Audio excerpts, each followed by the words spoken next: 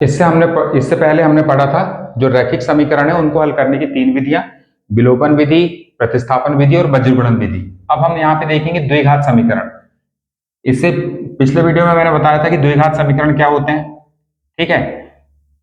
जैसे कि यहाँ पे 2x² माइनस 8x प्लस 6 बराबर 0। तो मैंने बताया था कि जो चर राशि है उसकी जो अधिकतम घात होती है उसके अकॉर्डिंग हम इन समीकरण को कहते हैं कि द्विघात समीकरण है या तीन घात समीकरण है या एक घात वाला समीकरण जिसको हमने रैखिक समीकरण कहा था।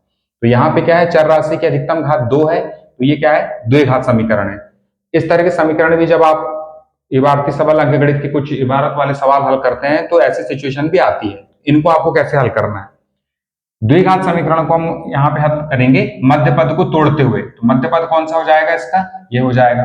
तो मध्य पद को आपको कैसे तोड़ना है, मतलब कि इस 8x को आपको इस तरह से तोड़ना है कि ये इन दोनों के गुणनफल के बराबर हो, यानी कि 2x² इंटू 6 बराबर क्या हो गया, ये 6 दूनी 12x²। तो 8x को आपको इतने ऐसा तोड़ना है कि इसके जो दो पद आएंगे टूटने के बाद में वो उनका योग या अंतर कितना हो, 8x हो, जबकि उनका गुणा जो है वो 12x हो। कैसे समझेंगे इसको, आप देखिए। 8 को अभी अभी आप फिलहाल पे आप x को भूल जाइए, क्यों, क्योंकि x और x का गुणा करके तो ये x² आएगा और प्लस माइनस करेंगे तो x ही रहना है। तो अभी आप यहाँ पे पकड़ो किसको, 8 और 12 को। तो कैसा होगा, 8 को आप कैसे भागों में तोड़ सकते हैं, सबसे पहले 7 प्लस 1 ये भी बराबर कितना होगा, 8 होगा। 6 प्लस 2 ये भी कितना होगा, 8 होगा, ठीक है। 5 प्लस 3 ये भी कितना होगा, 8 होगा। या 4 प्लस 4, ये चार सिचुएशन मिलेंगे इसमें। इन सभी का योग कितना होगा, 8 होगा। मतलब इन भाग में इनको तोड़ सकते हैं। अब हमको ये देखना है कि इनमें से किन अंकों का गुणनफल 12 के बराबर हो रहा है। यहाँ पे देखो 7 एकम कितना हो रहा है, 7, 6 दूनी 12, 5 तिया 15, 4 चौक 16। तो हमारे जो समीकरण है उसके अकॉर्डिंग में कौन फिट बैठ रहा है, ये फिट बैठ रहा है। तो हम इसको यही लेंगे। मतलब 8x को हम क्या तोड़ेंगे, 6x प्लस 2x। जब आप इनको जोड़ोगे तो कितना हो जाएगा, ये 8x हो जाएगा। तो इसी तरह से हमको इसको हल करना है। तो आप इसको आगे हल करेंगे।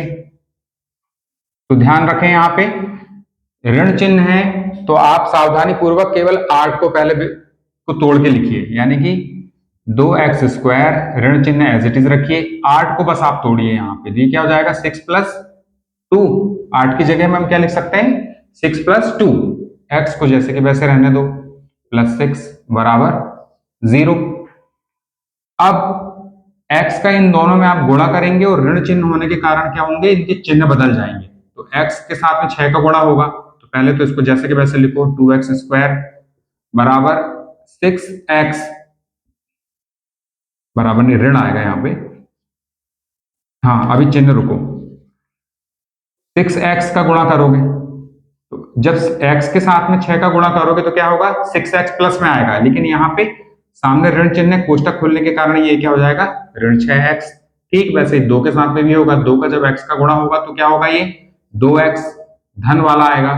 और ये ऋण चिन्ह इसके कारण में क्या हो जाएगा, ये ऋण 2x। फिर बाकी का लिखो आप, बाकी का बचा हुआ भाग प्रश्न का 0। अब आप देखो इस 6x और 2x में समान चिन्ह के कारण ये क्या होंगे, जुड़ जाएंगे। तो 6x और 2x हो जाएंगे 8x और बड़ी संख्या का चिन्ह लगेगा ये, तो ये क्या हो जाएगा, -8x वापस आ जाएगा। आप इस तरह से अपने को चेक कर सकते हो कि मैंने सही तोड़ा है या नहीं तोड़ा है, ठीक है। अब इनको दो दो के ग्रुप बना लो पहले तो इस तरह से, इसमें से कॉमन निकालो। कॉमन क्या दिख रहा है यहाँ पे, यहाँ भी x है, यहाँ भी x है, तो यहाँ पे 1x है, यहाँ पे 2x है, तो यहाँ से 1x निकाला जा सकता है और यहाँ से भी 1x निकाला जा सकता है। तो 1x को बाहर करो, तो 1x बाहर होगा तो क्या होगा, यहाँ पे कितना बचेगा, 2 और x बचेगा। यहां से x बाहर कर दिया आपने तो केवल यहाँ पे बचा 6, ठीक है। अब जितना आपका यहां बना है सेम टू सेम आप यहाँ पे लिखिए, 2x माइनस 6। अब आप देखो यहाँ 2x प्लस 6 है, यहाँ 2x माइनस 6 है। तो ऐसे में इस संख्या में हम किस चीज का गुणा करें कि इसके बराबर हो, तो 1 का गुणा करेंगे हम। अब देखो यहाँ पे चिन्ह कैसे हो रहे हैं, बदल रहे हैं। तो चिन्ह किस स्थिति में बदलते हैं, जब कोष्टक के सामने ऋण चिन्ह हो, इसलिए यहाँ पे हम क्या लगाएंगे, ऋण चिन्ह लगाएंगे, बराबर हो जाएगा 0। अब ऐसे में क्या होगा, दो समान जो ये पद निकले हैं या गुणनखंड निकले हैं उनको एक बार लिखेंगे। 2x ऋण 6 एक बार लिखा। दूसरे गुणनखंड क्या होगा, x ऋण 1, ये बराबर हो गया 0। आपको दो गुणनखंड प्राप्त हो गए इस समीकरण के। अब क्या स्थिति है कि किसी भी संख्या में यदि मान लो आप 0 का गुणा करोगे, जैसे 4 में 0 का गुणा करें तो क्या आएगा 0, मतलब शून्य के साथ में किसी भी संख्या का गुणा करते हैं तब की कंडीशन में 0 आता है। तो इसका क्या मतलब हुआ, यहाँ पे आप देखो एक संख्या ये हुई, दूसरी संख्या ये हुई, इनका गुणनफल यहाँ पे 0 आ रहा है। इसका क्या मतलब है कि इनमें से कोई ना कोई संख्या 0 है। ठीक है, तो हम क्या लिखेंगे यहाँ पे, यदि दो संख्याओं का गुणनफल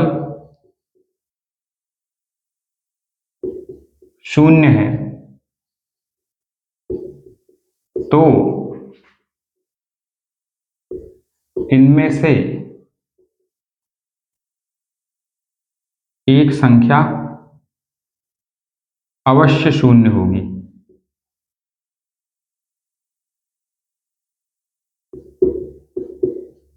ठीक है, तो अब हम पहले मान लेते कि मान लीजिए ये 0 है तो इसको 0 के बराबर रखो आप।